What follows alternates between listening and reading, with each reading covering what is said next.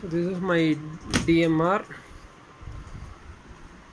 4.6Kg. I have just now got it from Shop Plus for 5,500, and it's pretty much decent in terms of its height, in terms of the body, and in terms of its size. So there are few accessories as well. One is this aluminum or steel spinner. Okay, I think this is dent on one side. I think it's the make.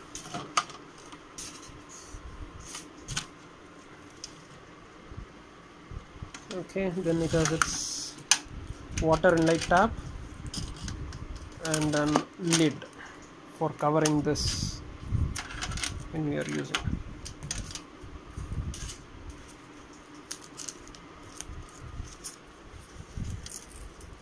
There are a few stickers as well on top of it, just for some insulation purpose.